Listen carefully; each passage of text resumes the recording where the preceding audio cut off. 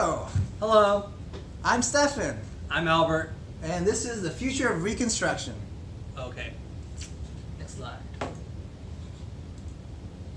Reconstruction after a natural disaster and conflicts. So, we start with communication. Communication is vital in these situations. It's become the top priority in disastrous and rescue situations.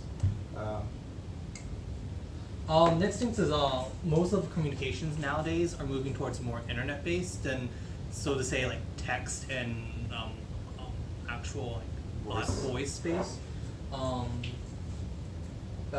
Governments are coming up with backup solutions where even though they don't have a centralized building, even if a tsunami takes out their capital, they can still run the country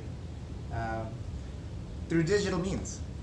Next thing is crowdsourcing. Crowdsourcing, allowing other people around the world to know what happens during the disasters, or even help or aid certain situations of natural disasters that happen. Demilitarization. There are possible uses of technology in helping veterans, ex-combat units, reintegrate into natural society. Okay.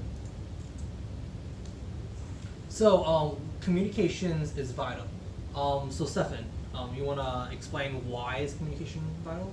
Yes. See, there was a situation back in 2004 of the Indian Ocean tsunami. Nice graphic over here. Now, it had learned a couple of lessons. Number one, telecommunication environments are not secondary to emergencies rescue. They are essentially the number one priority because they help so much in having extra information that figures out where the help is required. So having an infrastructure helps you find these help and provide help to those who need it. Okay. So I should ask, why is it more important than rushing in than getting aid first, like sending out food and other things? Why is communication so vital? Well, of course, if someone is dying right in front of you, you should help them. But of course, if you don't know where the most people who needs the help, where the people who needs help most is, then telecommunications can help you there, where everyone has mobile phones and they can text in, ask for help, and tell the aid organizations exactly where they are. Okay. Social media, apps, and aid organizations. So many organizations are starting to utilize social media and apps to help organize and to able to fund certain situations. So one example that we're giving is example of a mother taking 5 minutes out of her son's soccer practice or soccer game and checks her app and sees, oh, this current disaster is happening. I'm going to help and maybe donate some money or give my support where it's required. With these apps, they're able to localize and distribute more information faster and easier. So, why would this app help in compared to, say, current aid organizations like the Red Cross? Well, so to say, the Red Cross. Red Cross, you know about the Red Cross, but you don't know what type of aid is required or where to send the aid. With these apps centralizing all these different organizations, we're able to see that Red Cross is helping at this certain area for this certain disaster. And you're able to read the story and get more information upon it, and then you can decide upon if you wanted to donate or help in some other ways and volunteer maybe during these natural disasters. So, new apps and for aid organizations. I guess this basically goes off of what Albert has already said. These apps essentially help basically transition aid organizations into a more decentralized social media kind of platform. One example that sort of is similar to this is like Kickstarter, where Kickstarter would help provide startups with donated money with crowdsourced donations. Of course, if we can redirect that in aid organizations where crowdsourced donations go towards natural disaster relief and conflict relief, that I think would advance reconstruction. Okay, so you gave example of how Kickstarter works. So can you explain what is Kickstarter and how does it work? Kickstarter essentially allows for one individual or a group or an organization to essentially market their need for an extra bit of dough or money to kick their startup into gear, essentially.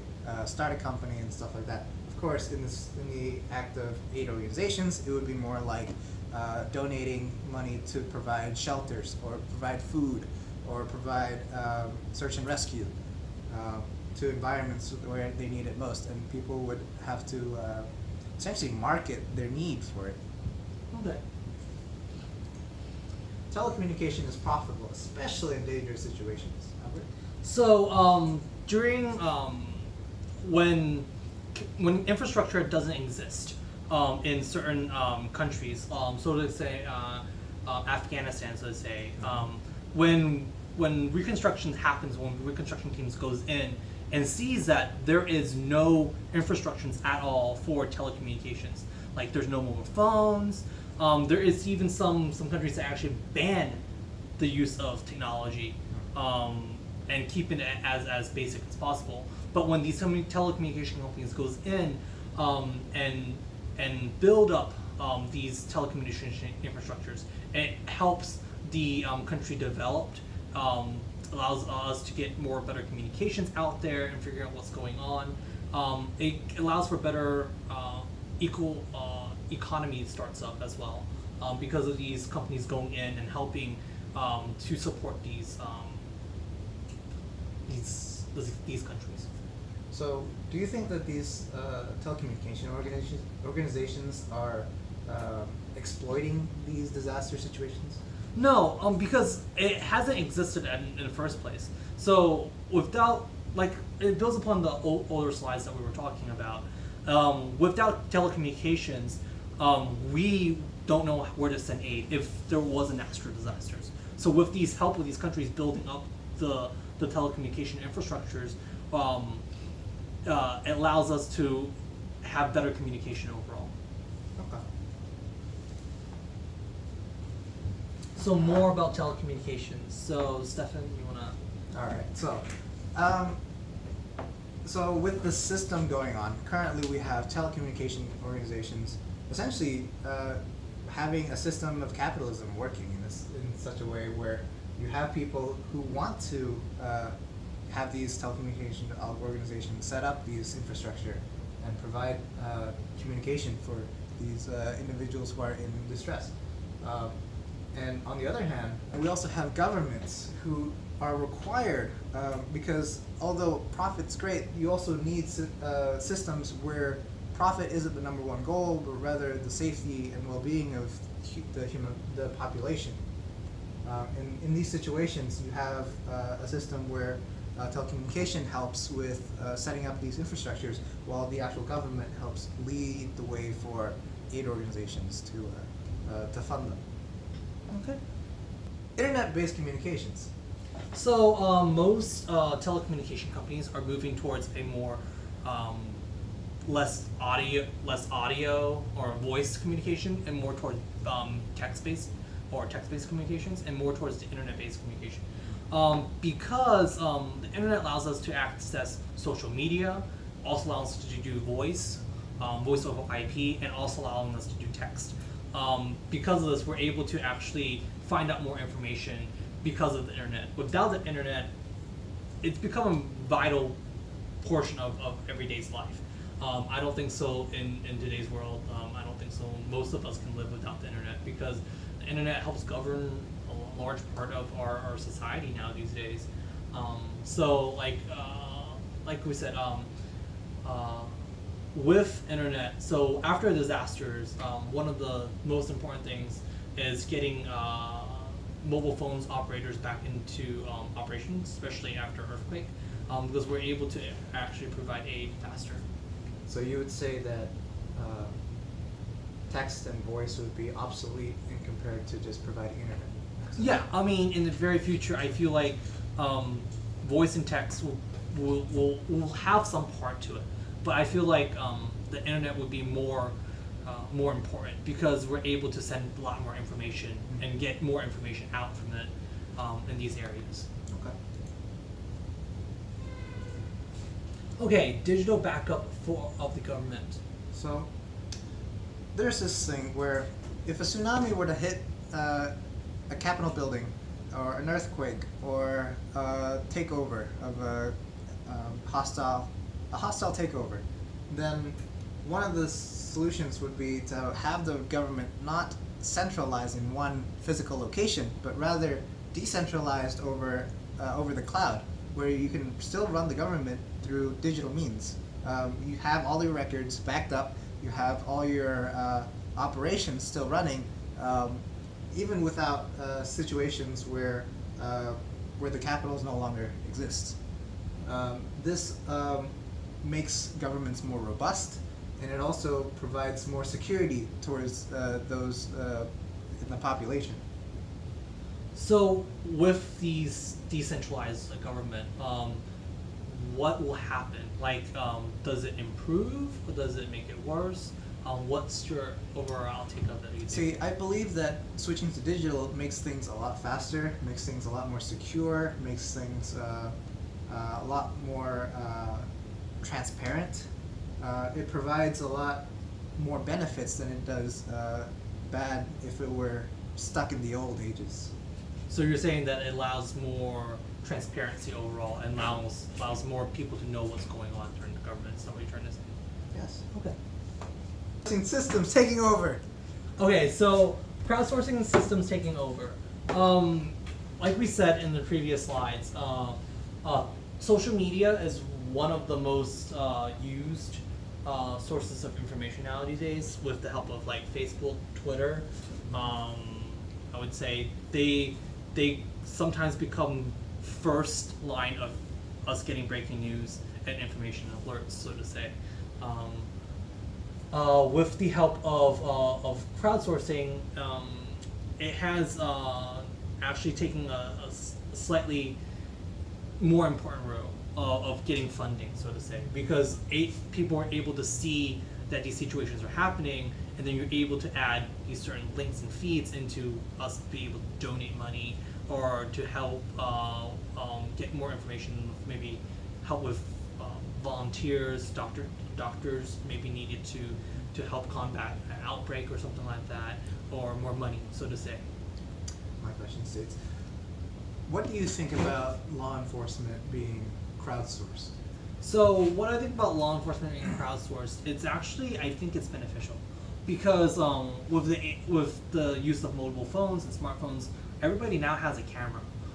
They can snap out a video, or a certain evidence can be put into, so to say, into evidence. Like if someone takes a video of this gang fight happening, and police are not there, but you capture this by multiple people and seeing what evidence there is, and then it makes the investigation move a lot quicker, allows us to piece together what really happened during that situation.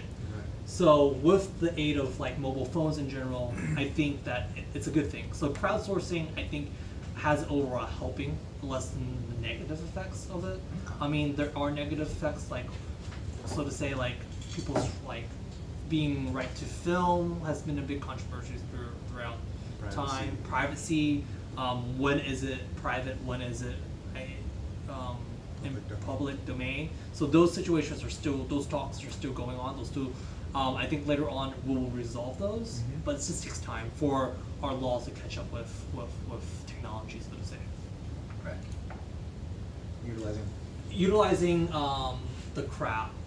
All right. So, so let's say we want to actually be able to utilize the crowd. How will we do that? Well, basically, currently we use apps, and that usually takes into account multiple different people from multiple different environments, a diverse set, and you get a good set from being able to take pictures of crime and turn them into just an app system. Of course, it should be a secure app system, as you don't want any tampering in such a system. But if it can be thoroughly perfected, it could be a very powerful system for law enforcement, especially when maybe even the police officers are the criminals here. Even those who are witnesses of such acts can record these criminal wrongdoings and turn them in and provide a reward based off those.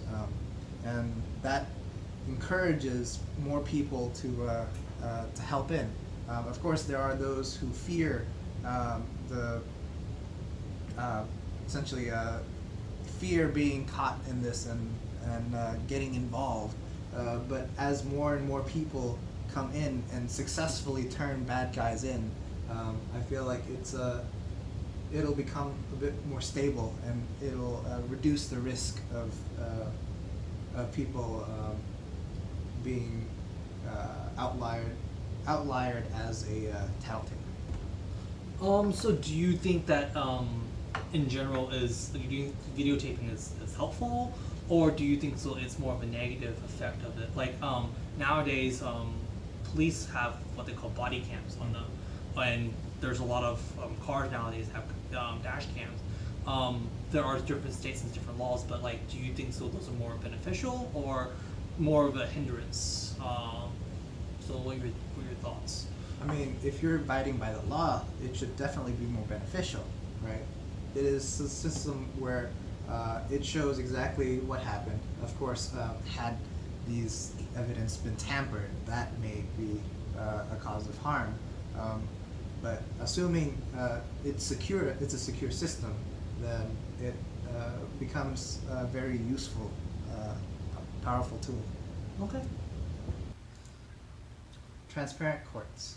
Okay, so with the new digital age environment, governments can operate in more transparent operations.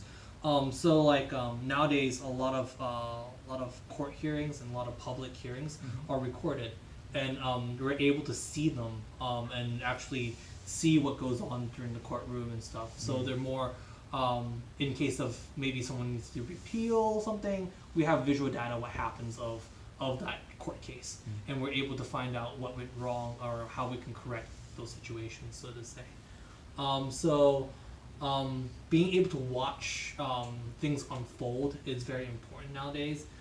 We're able to have more information at our fingertips and able to see these cases through and see that everything is taken to the right conditions, or being able to make sure things are not being misled or taking the wrong direction. So what are your concerns about private data being displayed during these courts? You know, what if these are sensitive information that are used as evidence, and these are being displayed to the public? So there's points where information like certain evidence that don't think so that shouldn't be in the visual data. So there could be like, oh, we're not allowing taping because this is sensitive information. Maybe let's just say someone got raped. We don't want that whoever that X person to be known and be known to public, because they might not be able to get through the rest of their life humiliation process. So I see that certain parts should be recorded, like certain evidence, there are certain disputes that happen. But if there requires a confession of some sort and it requires them to be on stand, I don't think so that they should be recorded. So in accordance to law, things that shouldn't be or come like as technology gets more advanced, I think we're able to blur out certain situations that wouldn't be filter basically. So that's why I think about it. Demilitarization of connected devices. So essentially, this is where veterans and ex-combatants need to be able to rehabilitate back into society. And those kinds of systems currently aren't very useful. Many of these ex-combatants go back into violent means of violent outings, such as military mercenary groups, going back into hitman and assassinations. Especially with access to these weapons. So this program, at least the idea of it, is to be able to turn in weapons for smartphone devices. So for example, one would have to turn in their weapons, and they're given a smart device, and these are top-of-the-line devices, so that they are incentivized to want these. And they're provided rewards, essentially given by the government, where essentially these are turned in for revoking their weapon power and their ranking back in the military. So, how does this actually help? Like, I know that it incentivizes them to do, but how do these devices help them not, so to say, repeat or get worse? Right. So, with mobile devices and internet-connected devices, essentially, they are more intertwined with the environment, with society, going through social media and being able to communicate through multiple people on the internet, maybe even with the same situation that they're in as ex-combatants. Okay. Reconstruction at its finest. So the trend of reconstruction is getting better as technology keeps moving forward. It allows, with the advancement of technology, we're able to organize a lot easier. We're able to communicate a lot faster and to able to share information and data related to certain situations a lot quicker. With development of better connected media, such as phone, implementation of 4G, 5G even, so we're able to share data and information. So as let's say I'm still in the United States and I need to get certain plans or details out to Asia or in China because there's a disaster or so happening. We're able to share that information from email. So I'm emailing certain steps that you need to take and certain plans are in place directly to you on a secure, of course, secure server, secure way of transmitting that data. But this allows us to distribute information a lot quicker, I would say. All right. That's all for today. Come back next week. And here are resources. Our sources.